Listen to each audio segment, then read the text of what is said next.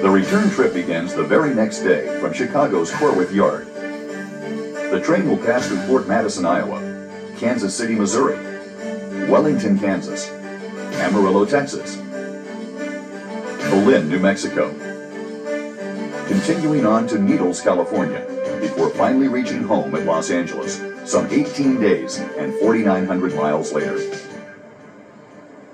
The station at Streator, Illinois, in addition to Santa Fe, once served New York Central trains. Today, only Amtrak makes stops here for passengers. Fortunately, the weather has taken a turn for the better, as 3751 powers its consist past the station at Streator the following morning. This location is milepost 89.6 on Santa Fe's Chillicothe subdivision.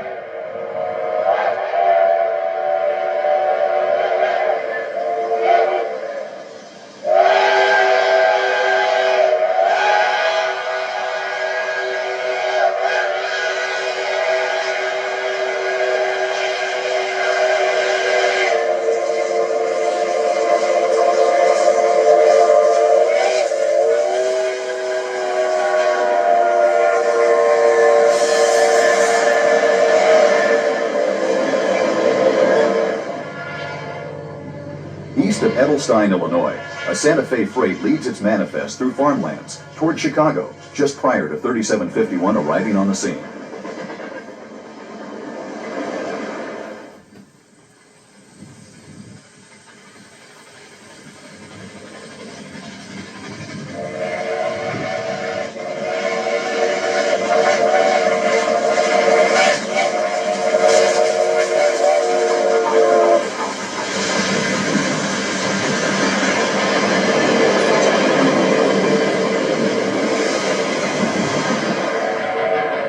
After a brief stop to drop off a passenger, 3751 picks up speed as it departs Williamsfield, Illinois. The train will complete today's run at Fort Madison, Iowa.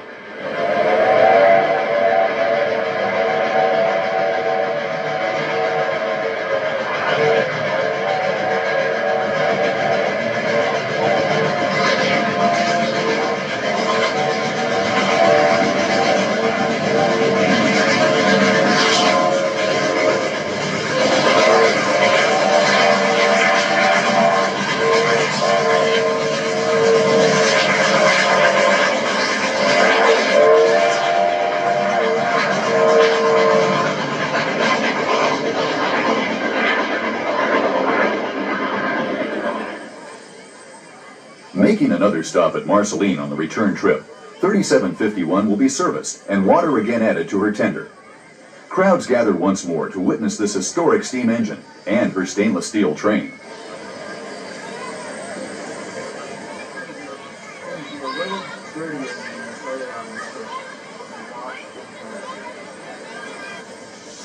Leaving Marceline, 3751 leads her train under the signal bridge as oncoming traffic is stopped to allow the special to cross over to the North Main.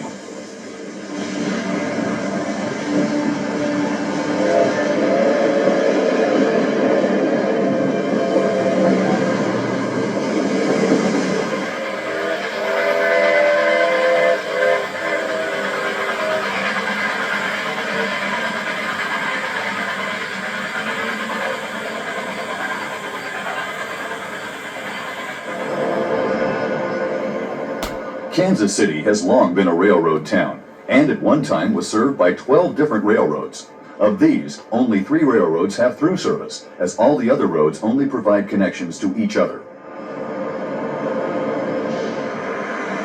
En route to Wellington, Kansas, 3751 approaches Lebo while running under yellow signals. For most of today's run, the speed was kept down due to westbound freights directly ahead of the special.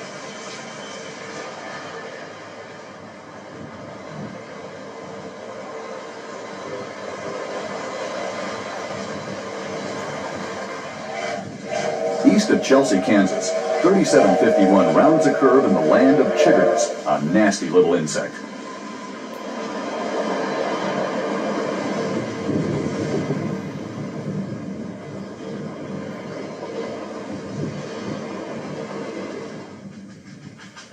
Entering Wellington's yard from the east, the train will spend the night here.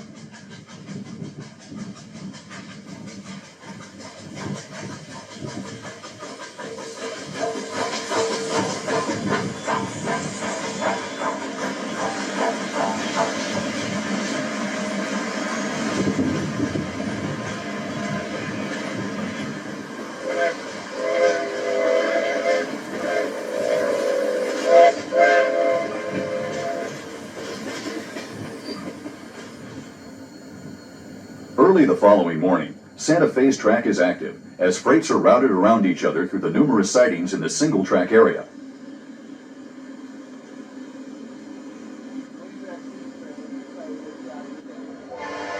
Hotshots have priority over the slower-moving freights.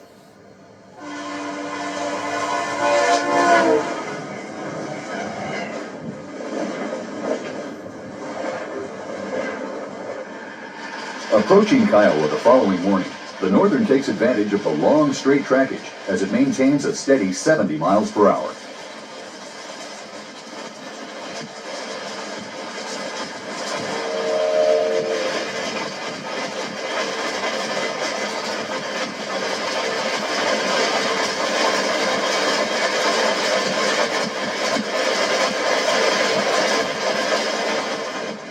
With its open country and relatively flat trackage, the 320-mile stretch between Wellington, Kansas and Amarillo, Texas may be the easiest portion of the 3751's entire journey.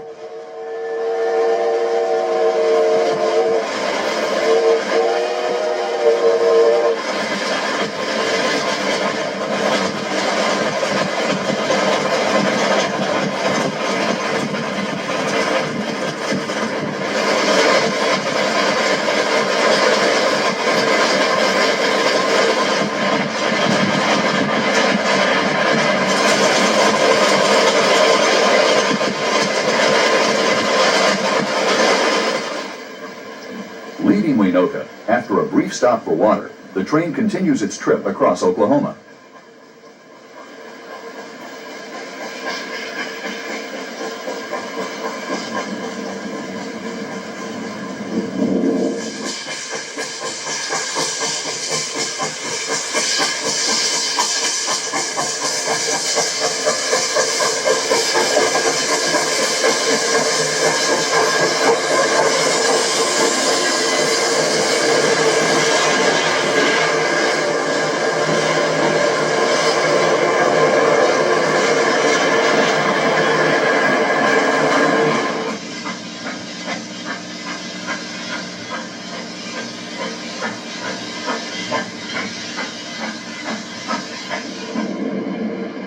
Rolling westward just east of White Deer, Texas, 3751 continues to make excellent time.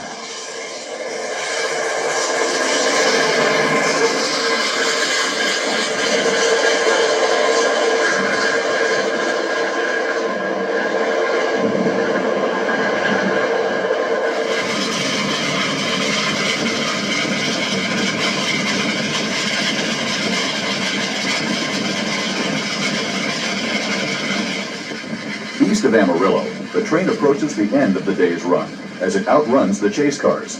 The following morning will start the mountainous part of her journey home.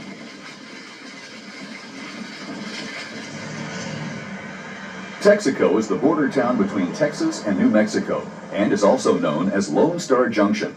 The previous night in Amarillo, all the locomotives have been watched and the third helper unit has been added to the train.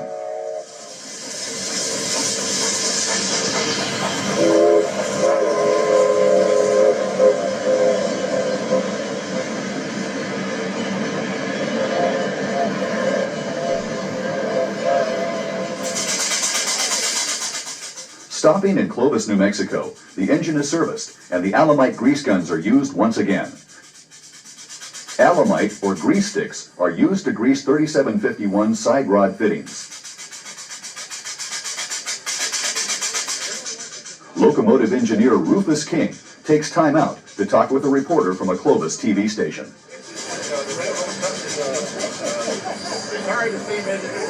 With the EPA like they are, you know. However, they've been real cooperative and very nice. We haven't seen one of them on this trip criticizing us about our smoke. So if they'll just wait another couple of days, we'll have her home and have her in the barn, and they can go and do their thing for another year. Between Greer and Fort Sumner, New Mexico, 3751 is allowed to be pushed by the helper diesels. This is done to help conserve water in the tender tank. Years ago, most of the water towers and pump stations had been removed along this section of track.